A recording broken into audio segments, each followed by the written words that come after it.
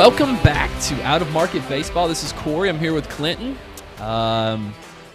Just to go quickly over, you can find us on X at OOM Baseball, and then you can find us individually at Corey J. Satoon, at Clinton C. Patrick. But let's jump in. Not a whole lot of news this week as far as signings, unless you are like into like platoon bats that might only get like 300 plate appearances, but those don't typically move the needle too much, so we won't tackle them too much this episode. But Clinton, do you know how many days it is until pitchers and catchers report? Are you counting it down? You probably have like a little like ticker so you can keep up with it. We only got 2 more shows before they report, so we're down to 15 for majority of the major leagues. There is, I think the Cubs report on the 9th because they will have the series with the Dodgers across the pond, the big pond, not the little pond, the big pond. So, but still, 15 days. We're about to be within that 2-week period. And that's typically when you got to start telling your employer that you're not coming to work anymore. So, we're getting down to the wire. That's right, man. Man, that's crazy. I like it. And then the heartbreak starts because, then people are like, oh, I'm behind schedule or I'm hurt. But then you get best shape of your life. So, I mean, I guess it balances out. So, yeah, I can't wait, man. It's always good to get, just get some video or something. Just anything to digest is just after a long winter. So can't wait for the slow-mo, all the marketing promo videos that are going to be piling up on social media with pitchers and catchers. You're going to see, zoomed in the baseballs spinning, showing spin rates and all this other stuff. And at this point, I don't care. I just want to see a baseball coming out of somebody's hand. That's right. Somebody's going to be throwing like 88 straight as an arrow, but we're going to be like, yes, let's get it. So anyway, moving on from that, it is exciting. Look, I feel like I should do like a countdown, we count down like we go to Disney World. Like this is my Super Bowl. This is my Disney World here. Let's get it going. But in some baseball news, Ryan Pressly, previously of the Astros, has been traded to the Cubs, who are in need of a closer or at least some reliever depth. So Pressly goes over to the Cubs along with $5.5 million. I think he's owed like 14-ish total. So I guess the Astros will save about $9-ish million on this transaction. They get a prospect out of it as well. But Clinton, do you think this might open up a little bit more of that payroll for Bregman? I mean, it's only on a 1 year that they're cutting off, but every little bit. Yeah, it does. And I mean, I couldn't even tell you who the prospect was that they're getting back, but it was obviously a fit that Pressly thought would be good for him because he did waive the no trade clause going to Chicago. And, it is a space that Chicago really needed to fill. And so in the part that they have, I think it's going to be, we'll see if Bregman re-signs with the Astros, but it does give them a little bit more leverage, opening up some payroll, getting rid of Pressly's contract and sending some money and getting that, maybe sign him. I know Scott Boras was getting pretty hammered by a couple of the owners with some of the negotiations that were going on there. And you hear rumblings and grumblings about how these deals are going down and whether or not they're, good, bad, ugly, whatever. But at the end of the day, I'd like to see Breggs sign before pitchers and catchers report. Yeah, I mean, I know it seems like it tends to affect maybe pitchers more when they sign late, but at some point, yeah, you do. You just kind of like, I don't know, you're off season and you're moving, like you've got a new team, you're getting associated with a whole new organization, new coaching. So yeah, there's going to be a lot of things that happen that if you push all to happen during spring training or whatnot, it's going to be rough. I will say this, Pressly is not the most, it's not the dominant guy that we remember from maybe like some of those, I don't know, Astros teams that at least made deep runs. Right. I couldn't tell you exactly how many World Series it's there, but his fastball rate's going down, strikeout rate's going down, walk rate's going up. And then he was a little bit unlucky last year. I mean, normally he has like a 270, 280 batting average against. He ran a 333 last year. So that's pretty rough. But then again, you're probably getting hit harder, which means you're going to give up some more of those. So not a big move, but kind of a win-win. Like I said, I imagine this opens some opportunities for the Astros, who also just need, this is not even on topics, not even the show notes, but they just need outfield help after trading, Tucker. So much so that they're asking their future Hall of Famer Altuve to move to the outfield, or at least he's saying he will. I don't think he's ever played there in the majors or maybe the minors. I forget the exact report. So, anytime you're starting to do that, things get pretty ugly pretty fast. And I feel like it'd be easier to take one of your young second baseman prospects and move them to right field or something like that. Right. Yeah, do your Jackson Merrill last year situation. I don't know that I like the idea of Altuve being stuck out there in the outfield. I mean, running down a fly ball is running down a fly ball, but you can even go back and see, Corbin Carroll with all the speed that he had struggled, and he was flip-flopping back and forth from center field to right field, and just the angle that these balls are coming off. And we got to remember, these are major league hitters. They're hitting, 103 to 117 miles an hour off the bat. It's tough to gauge how that ball is going to fly, especially when you're not there every day. So I don't like that move. I think it'd be easier for one of the younger guys. So I'd like to see him stay there, and then hopefully they maybe can solidify Breggs at third base. Yeah. And also, like, Altuve, he's 34, and I feel like he's like an old 34 just because the dude just plays all the time.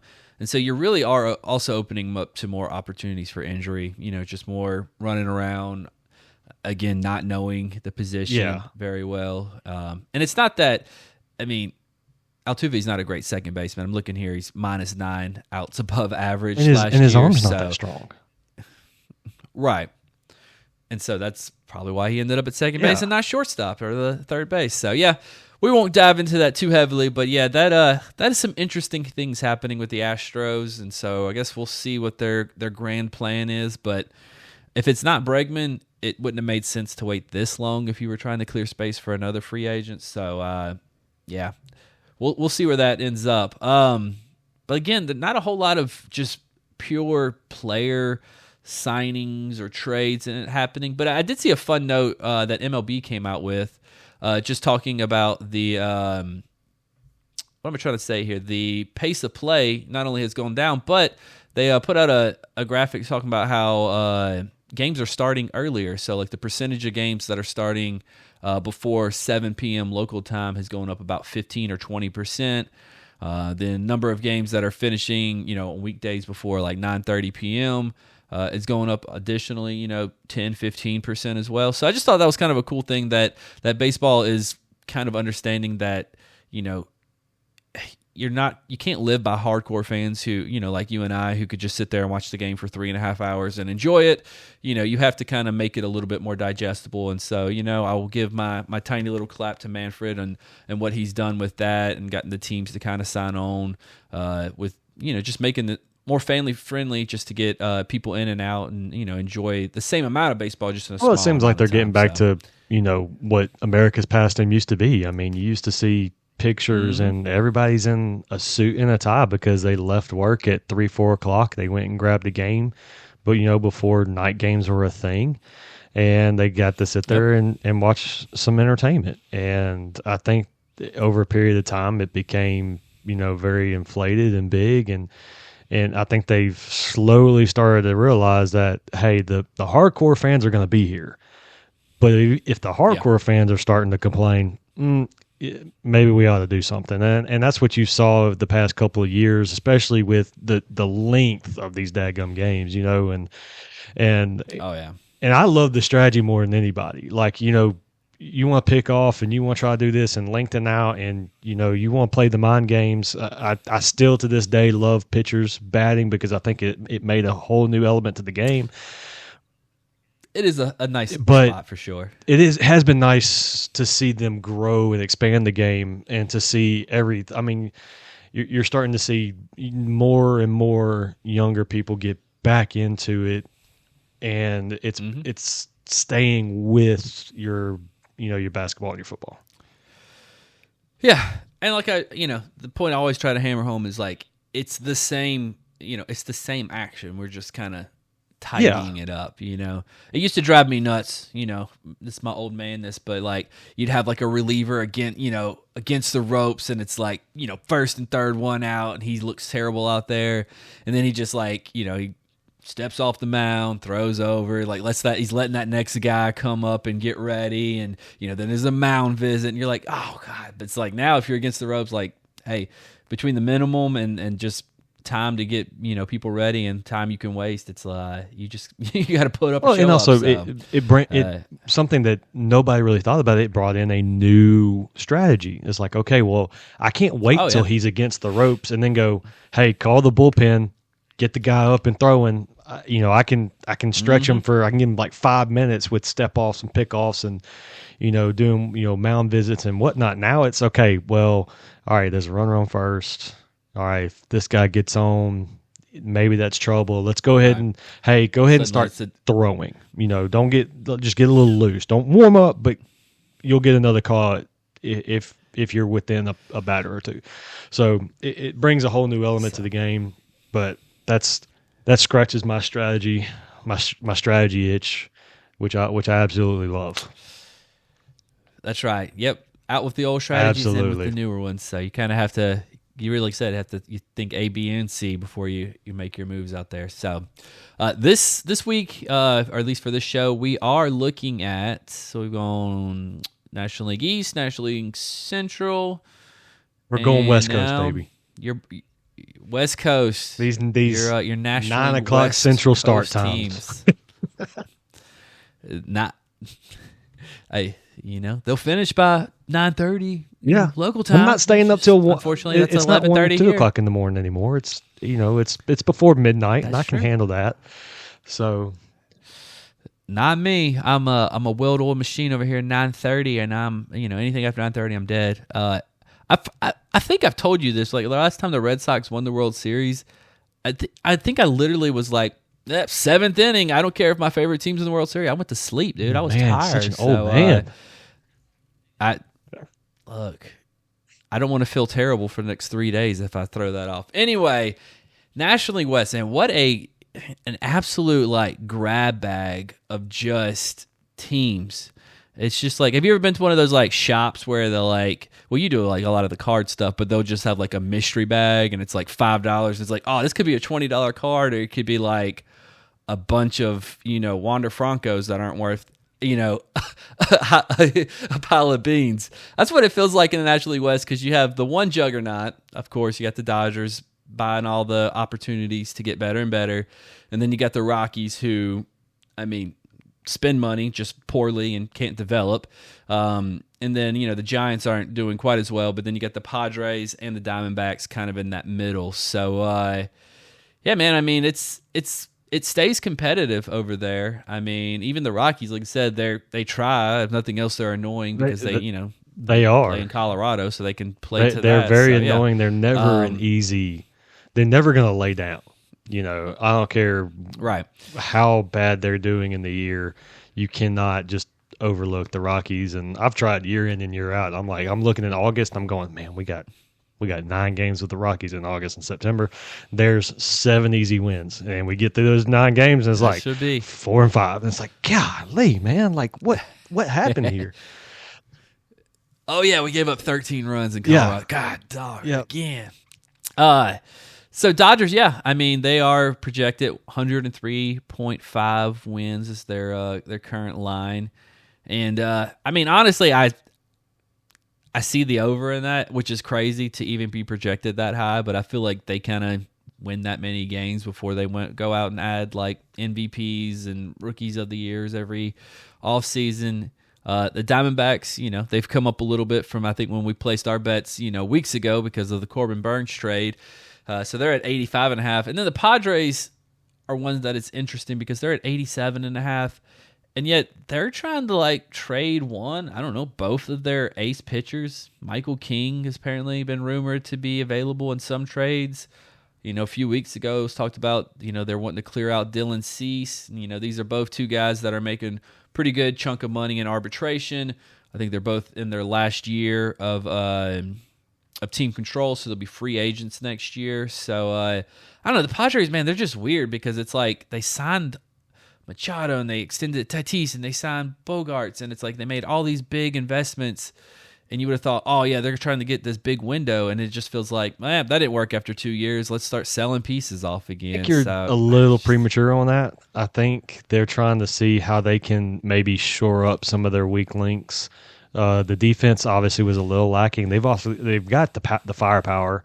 The bullpen is a little sketch. And, I mean, they've got Cease, they got King, they got Darvish, and they got Musgrove, who, I mean, yeah, he's hurt and he doesn't really throw like he used to. Well, and he came back he's got like a Tommy John, so I don't know if he's going to. Yeah, and he may not, but they still have the young guys coming up. I say young, they're younger in Waldron, Vasquez, and Brito. Well, compared to Darvish, they're all a little bit but younger, Waldron threw well last year. Vasquez can eat some innings, and maybe only give up 3 or 4, and then Brito showed signs of promise, and so I think they're willing to maybe part with either Cease or King to try to shore up one of the others. And so I don't think they trade both. I think it's just, hey, these are our 2 solid guys. Let's see what we can kind of get for them. And it could be one of these things where they're testing the waters for the trade deadline too. Well, and it is. And I mean, there is obviously layers to it. And so, I mean, I guess you look at what pitchers are getting, asking prices, and then also what teams are getting for just a control of an ace. And obviously we mentioned those 2 are free agents. The free agent starting pitching class next year, kind of bonkers. I mean, you have those 2 guys. Y'all are going to lose a couple of players, potentially as well.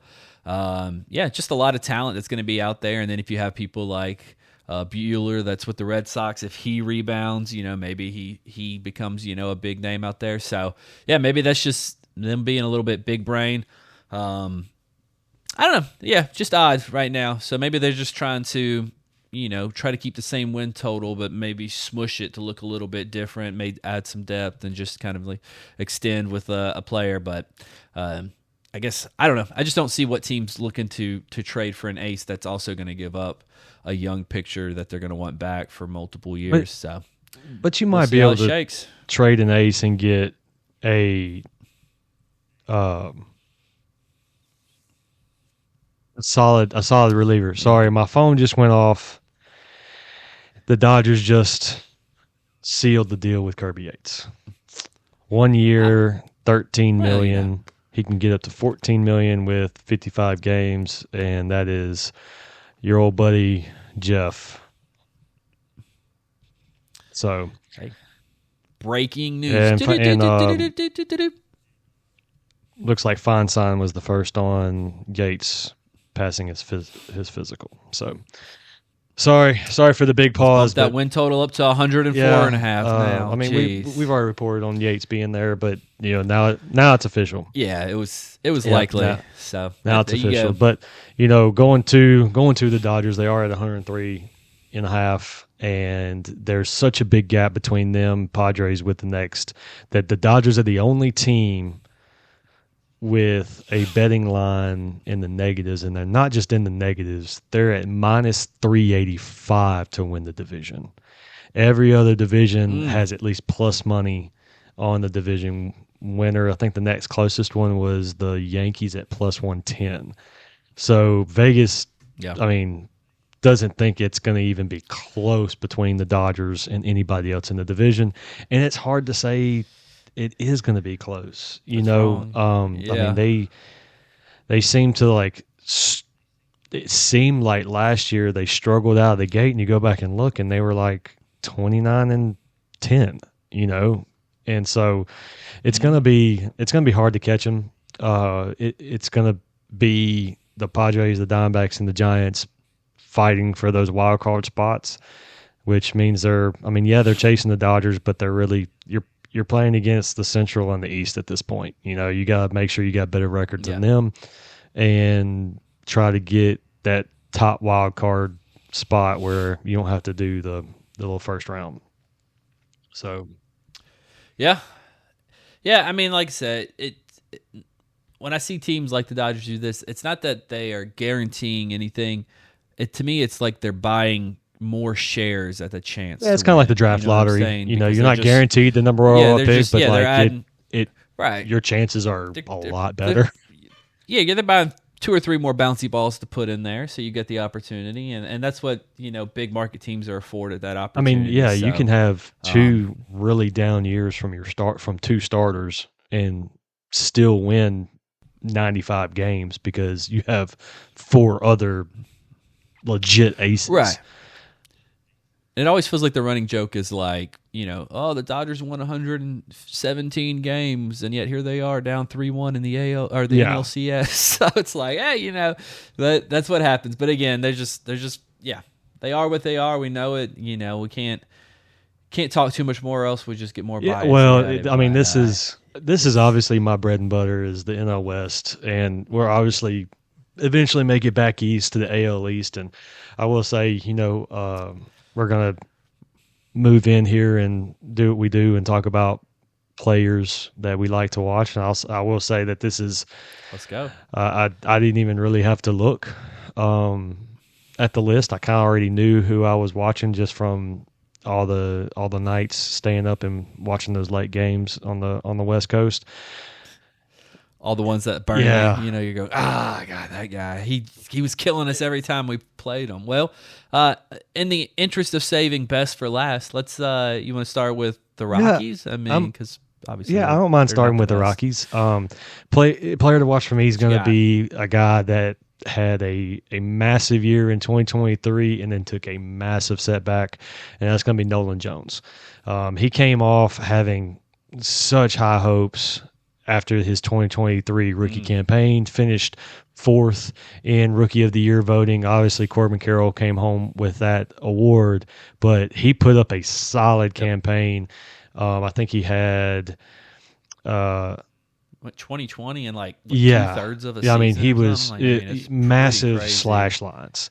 One of the biggest things I saw from him was he was not making solid contact nearly as much and as often. His barrel rate was down, his exit velocity was down, and could have been one of those things where he maybe nursing an injury, but well, yeah, he definitely was. I think he had a back issue like most of, not all the season, just in and out. So that tracks. I mean, if your back hurts, if my back hurts, I can't even bend over to pick up a pencil off the floor, let alone be like, hey, can you go swing a baseball bat as hard as you can? But I mean, I like him. Good pick. I will say, I'm a fantasy baseball player, too much at it probably every year. And after he had that great year 2 years ago, I was like, oh, dude, I'm all in on this guy. And I drafted him last year, and I was like, I hate him. I'll never draft him again. But no, he gets hurt, man. It just happens. And honestly, playing and that altitude probably makes it more likely, I mean, it wasn't a soft tissue, so I don't want to just make a weird assumption, but yeah, dude, I like that pick. He also, with that power, and power being, he had the 3rd longest home run in 2023 at 483. He also is one of the best outfield defenders in the NL West, and maybe one of the strongest arms in the NL West. I mean, he was, I don't remember how many outfield assists he had last year, but he made a lot of plays closer than they should have been. I mean, it was plays that you thought easily guys are scoring, like a soft single to left center, and you got a somewhat speedy guy on second. You're like, okay, well, he's scoring easy, and it's close. Mm-hmm. It's those kind of things that he really kind of brings to the table, and really going to make the third base coach kind of question, hey, do I take the chance here, or we got 2 outs? Bringing that strategy back into the game, you got to know what he's got out there. So he's my guy to watch. Who you got? I got a guy who had also kind of busted onto the scene I mean, I say he's a rookie. I mean, he got his first real playing time last year, but that'd be one Michael Toglia. The Togster over there. He's an interesting guy. Let's just put it this way. Clinton and I are millennials. We're in our mid-30s. I know. Let's cry a little bit about that because it hurts. That hurt. But my generation had a guy named Mark Reynolds.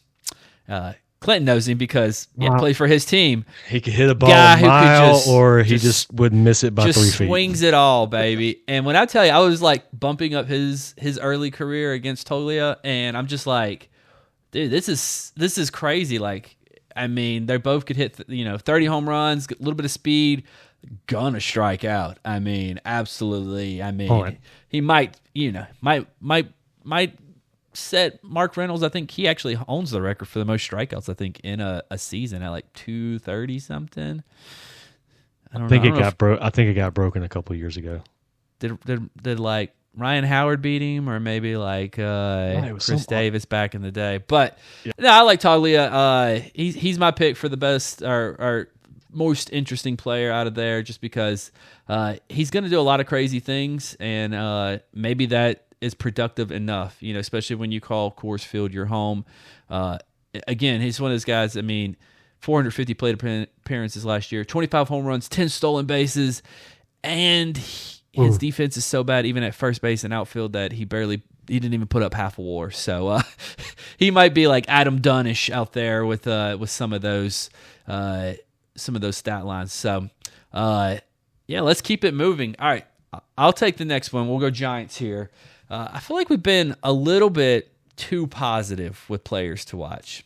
So I'm going to be a little bit negative. And honestly, you know what? It's been a tough couple of days, so that's probably why my mindset is just being negative already.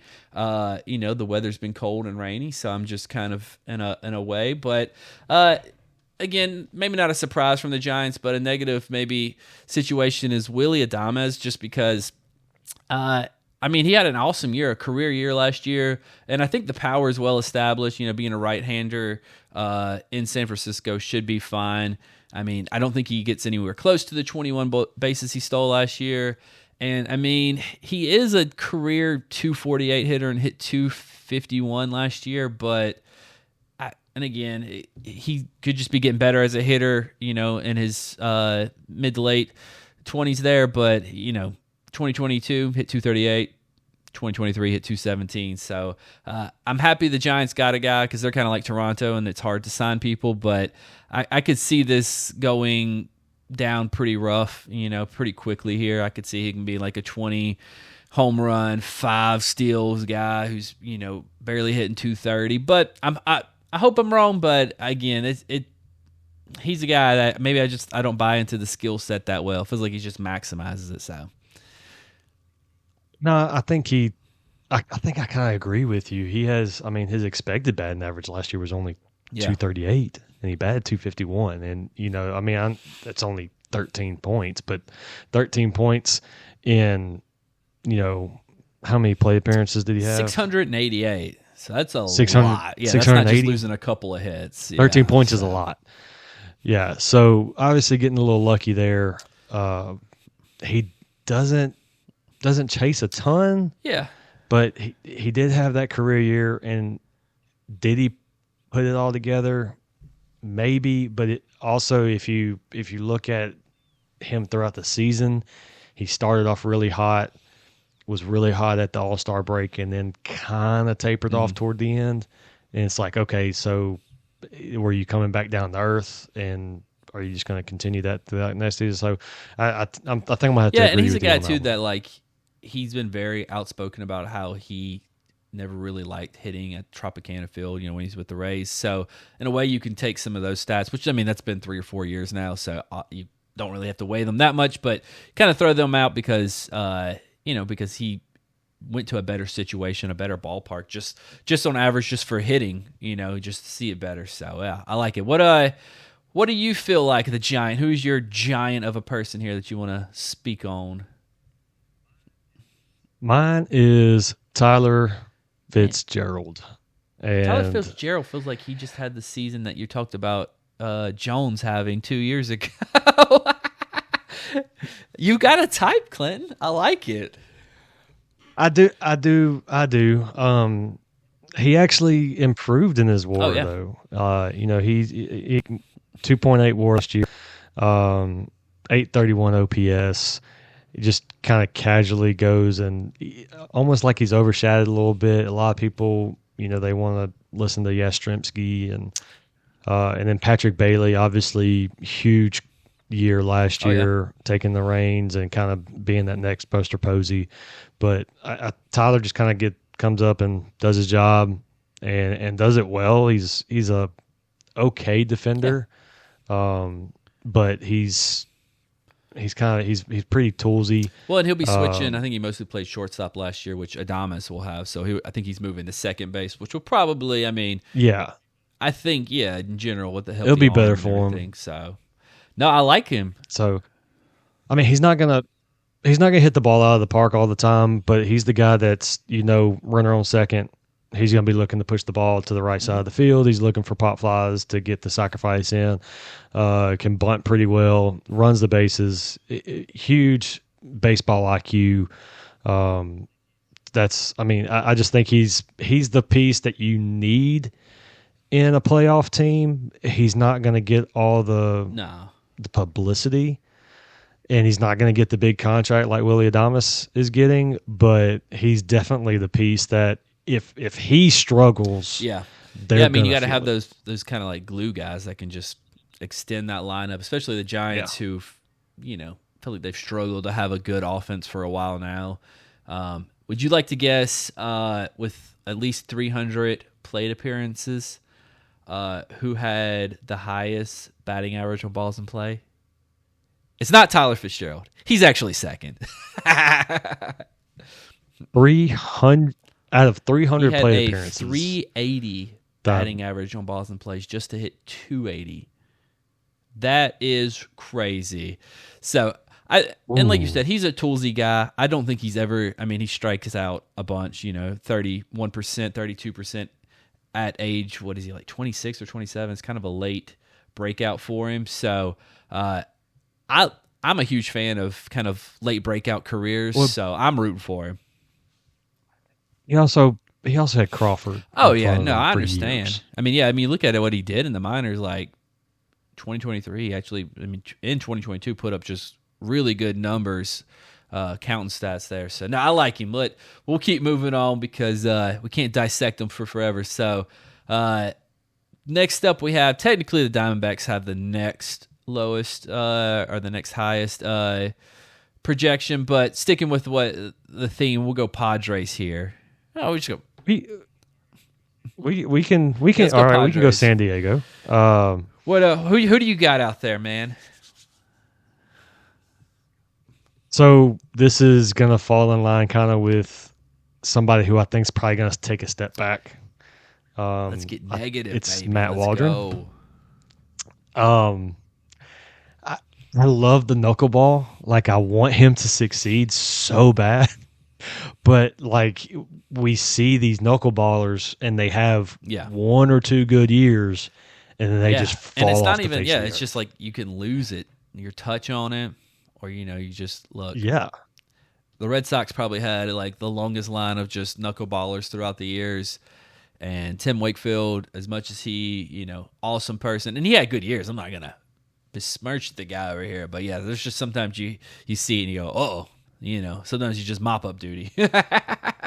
but yeah, I like Waldron. Yeah, and I just go ahead. He had a big increase in his strikeout percentage last year, and it was dancing a lot. But still, ERA over 4. I don't see him sustaining it. His minor league numbers were, they were okay. Same thing. I think he was hovering around the 20 low, high 19% in his strikeout rate, and he had a 21.3 last year. So I see it coming down a little bit. I don't see it sustaining. People are going to figure it out. There's so much technology. They're going to pick up something where they can see it. They're going to know it's coming. And one you're thing going to see these in his hitters favor adjust. is, unlike most knuckleballers, this dude can at least average 91-ish on his fastball. So it's enough there that you can at least keep him on it. He's not just – he is probably going to throw a ton of knuckleballs, but at least he has enough that you could say – I remember, again, when Wakefield was out there, he was, oh, maybe he could dot 83 up there or something. So at least you have the opportunity. You can kind of mix it up a little bit and have them thinking. So, but with that being said, yes, that is above average for a knuckleball thrower.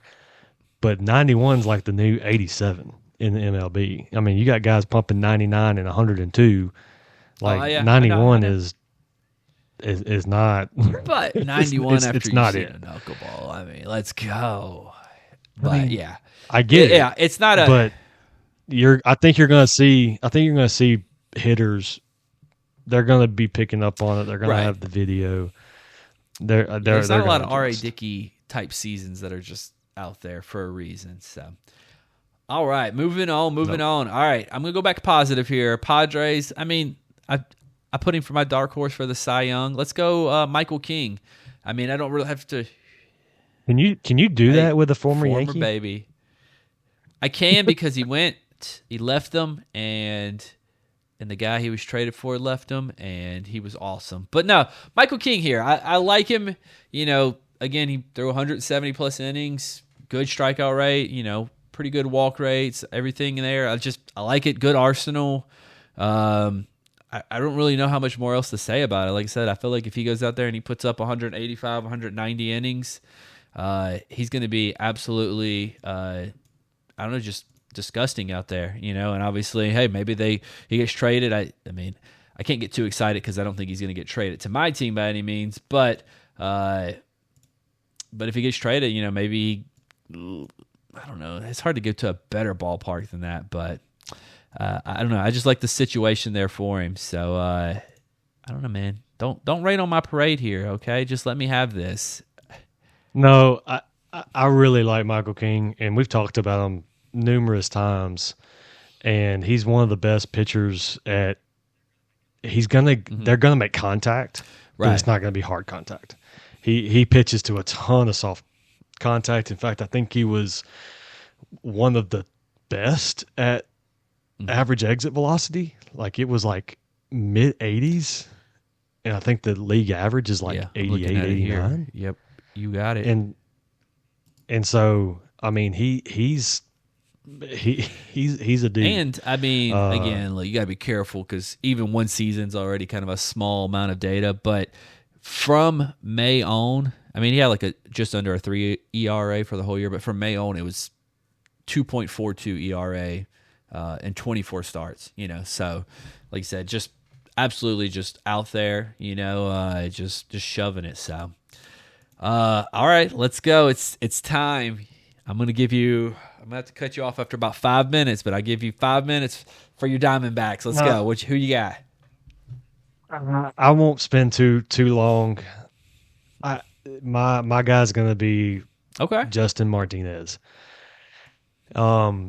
Massive improvement from 2023 to 2024. Now, granted, 2024 he threw in 10 games, only threw 10 innings, so very, very small sample size.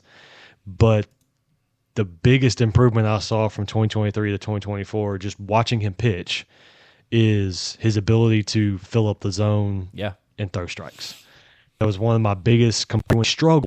He goes from a 9.9 walks per 9, which, you know, basically was all he threw in 2023, and he cut that in half down to 4.5. If he can continue to do that, I mean, he's throwing 100+ sinker.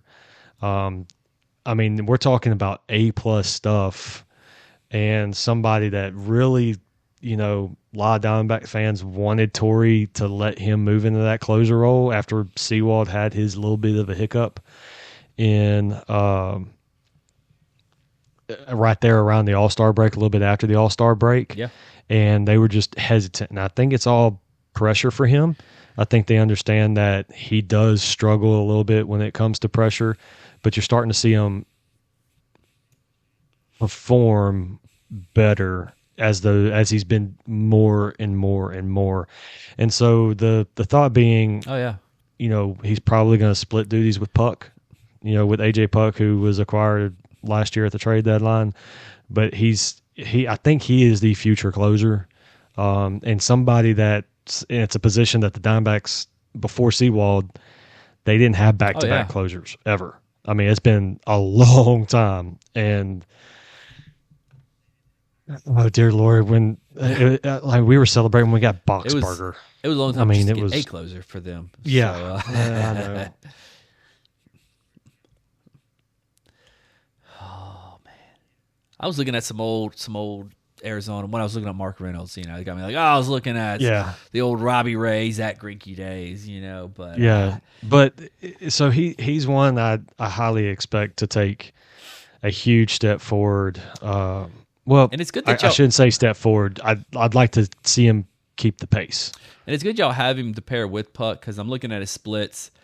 I mean, against lefties, Martinez struggled massively. I mean, 12 strikeouts per 9 inning, but almost 7 walks. So that is a huge, 1.5 whips. He's putting a batter and a half on every inning. But yeah, and it's all. I mean, he's throwing that sinker, and he's so used to throwing it to a righty where it's, it looks like it's down the heart of the plate and it breaks in under their hands. The lefty, it's back to that barrel.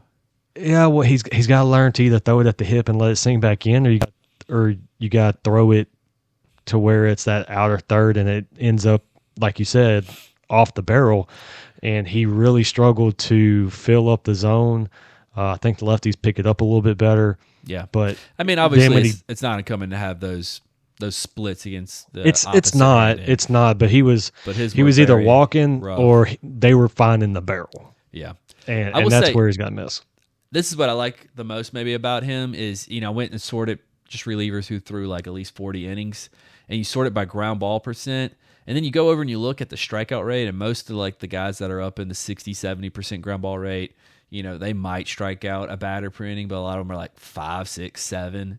Justin Martinez had just under 59% ground ball rate, struck out 11.27, hitters per 9 innings. So, I mean, he's not the only one who's done that. Juan Duran can do that. Camilo Doval, until he kind of fell apart, he could do that some too. So, just a unique setup where, like, even he is putting those men on, you have that great defense behind you, and you're going to, prone to get ground balls. That can definitely, fix a lot of those issues too, and kind of help you move through it. So, well, and if you look at some more of his splits, he faced 100 batters with a runner in scoring position and a 1.52 whip, had 7 batters with bases loaded, a 0 whip. 0. He's the man you want. I don't know. I mean, I guess if your closer's coming in with the bases loaded, things have already gone pretty poorly. So, all right, let me take a shot. He wasn't closing a lot, though. So, all right, are we going to be friends after this? Yeah, I'm back to positivity. You back to positivity? Okay, all right. Yeah. I'm saving my other negative for the Dodgers, so why not? And that's just because we're friends. No, I want to highlight somebody who was hurt last year, but still surprisingly had like a very good year, and that's your boy Gabby, man. Like he's so like he's tough. It's tough with catchers shortstop, to quantify. No, not that Gabriel Moreno, dude. Come on, shortstop by trade. I see what you're saying. He's shortstop by trade. That's true. Yeah, he's a weird one like that. But I don't know. I was looking at some of his projections, and like he was hurt. And I mean, he still got 350 plate appearances, which is, less than a normal full-time catcher, but still put up 2.5 WAR. But what I thought was interesting was for, again, 350 as the qualifier there. He had the third best on-base percentage for a catcher at 353, which is honestly that's good outside of like your uber elite power hitters who are getting on. And, 350 is pretty good for a leadoff hitter or, your second guy just to be on base. And he's projected to bat like 7th or 8th. And so I just thought, you know what, man, this guy, I think he's just going to show up next year and he just go out there and hit, doesn't strike out hardly at all, but, really up that walk rate a lot last year. Actually, man, he lowered his strikeout rate 5% last year and raised his walk rate 4%. And again, it's not just like a week, it's just half a season or so on both of those opportunities. So I don't know. I just saw that and I was like, dang, I didn't even realize he was still that that impactful. Yeah. Even in a year where he was struggling with some injuries. And personally, I mean, we can all remember. I say we all remember, like everybody. This is ingrained in our brains. But I mean, as good as he is as a hitter, you know, he had obviously the foul ball home run, and then next pitch took Lance Lynn to left field for the 4 back-to-back home runs, you know, against the Dodgers in 2023. But good days. Very good days. But his defense, his defense is. I mean, he could bat 215, and he's still going to be in the lineup every single day because of how good his defense is. I mean, he is gunning down runners a ton. I mean, he's got one of the best pop times in the major leagues. That's what I'm saying. Like, he's just, defense is all there. And then, like I said, he's never going to be like the big time power hitter, but it kind of reminds me a little bit, almost like Pudge Rodriguez. Like, he just gets out there and he could, for a catcher, he could hit 280 pretty easily and get on base, not strike out. That's pretty crazy. And to think y'all got him and Gurriel for Varsho, which Varsho has played pretty well for the I mean, that was Blue Jays. But you're talking about like you got a stud catcher and a good outfielder. That's a good trade right there. All right, let's keep it moving on. Oh, I guess it's my turn to go first, huh? So back to the negative. You know, we'll go back and forth here on my picks, but with the Dodgers, it's just Tanner Scott, and it's just because I don't know, man. Like, he has good ERAs the last 2 years. It's just the way he does it is just kind of ugly. I mean, he walked 4.5 batters last year, and like you can go, oh, well, Kimbrel used to do that, but you know what Kimbrel used to do? He used to strike out like 14 or 15 batters per 9 inning. And Scott, I mean, he was at 10.5 last year, which is good, but honestly, for a reliever, like, I mean, you have to be almost over, unless you're like a big round ball pitcher. You know, you almost have to be over 9. But you know, you're talking about a guy who just got a very rich contract. And he only strikes out about twice as many people as he walks. So obviously he's done it pretty well from now, and like, you know, he's really good at minimizing the home run ball and things like that. But I don't know, man, those things get shaky. Again, like, we know why Kimbrel fell apart just because he was old. But even throughout his career, you could see where there was times where it was just up and down because that walk rate can come back and bite him. So I don't know, man. And Tanner Scott, glad you got your bag, man. But if you were like a Marlins fan watching him like the last few years, you probably have a different idea of him as your closer than some of the other people would. So, you know, not super negative, but like I said, I could just see where these things could blow up just because the peripherals are like, you know, walking on a straight line there that's a little bit tough to go through. So, yeah, and I mean, he obviously had a rough 2022, and then 2023 was, you know, pretty outstanding, and then obviously capped that campaign by finishing off with the Padres last year. But yeah, I mean, he had like for 2021, 2022, you know, he threw 111-ish innings and averaged 6.5 walks that whole time. Yeah. And look, he's gotten better. I'm not saying players don't grow or they don't change, but he's just the guy that it could happen. I hope not, even for the Dodgers, but you know, it's just something to be aware of. So, who are you feeling? Were you positive on the Dodgers or negative? Let's be an interesting take. Probably should be positive because I do poo-poo on them a ton, and it's kind of like a little brother syndrome almost. It's just at some point it just gets so annoying. But I'm gonna go negative. And the only reason I'm going negative is I'm going to go Shohei Ohtani. And not because I hope he had a bad year, but I really think his pitching is going to be interesting. He's coming off surgery. He's coming off rehab. He had one of the best offensive campaigns in MLB history. And then you're going to try to follow that up with, okay, well, now you're going to say he's, you know, some of the fans are like, well, he's going to be a Cy Young favorite. And I don't even think he's anywhere close to being a Cy Young favorite. Yeah. But there's no way he's going to throw enough innings to really make that possible, even if they were the best innings in the world. And that's the thing is, like, the Dodgers have signed so many people and their pitching staff is so deep now, which granted, kudos to them. They fixed the problem that they've had for years. He's not throwing in 200 innings. He's going to get to the 5th or 6th inning. He's not going to go 7. They're going to turn it over to the bullpen after 5, more than likely, and slide him back into, they'll kill the DH and let him bat and do whatever. So I just... Yeah, and I mean, I'm looking at when he came back from his first Tommy John, he threw 130 innings, which, look, different organization. I'm not going to act like they're the same, but... he was stretched a couple of those games with the Angels because it's not like they had pitching staff. No, they couldn't. They had the 2 best players in all of baseball. They couldn't do nothing with it. So, yeah, they definitely had some issues. But, yeah, I'm with you. I think wasn't it internal bracing for this one as well, which I don't really know if we've seen a lot of players, like if we've seen enough of any players that have had internal bracing, if they even announce it, for us to know, like, oh, okay, well, that means their recovery is better. So I think Ohtani had it. I think Giolito had it with the Red Sox. Yeah. And then Spencer Strider recently had it. Now, all of those guys have had at least one Tommy John surgery in the past.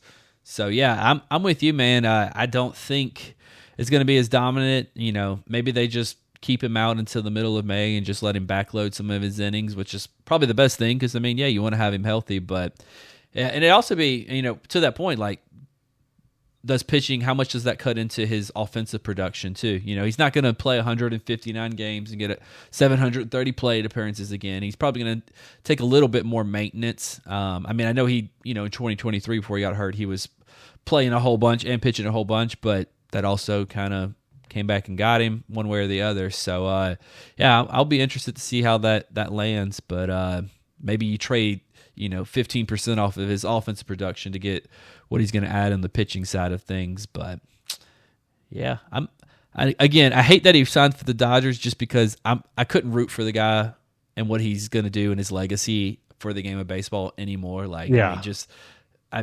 Modern day, I don't even you can call him modern day Babe Ruth because he's just, what he does is just so incredible. But yeah, he'll be worth watching for sure. They have a lot of that going on out there in LA. So, all right, man, that's it. That's what we had. The NL West, like I said, just kind of a fun grab bag, and outside of maybe the Marlins and like the White Sox, I feel like every team has somebody you can kind of watch and root for. And so even the Rockies, we found some players that are definitely going to be fun going out there swinging it. So, yeah, it's always fun just to kind of break these down.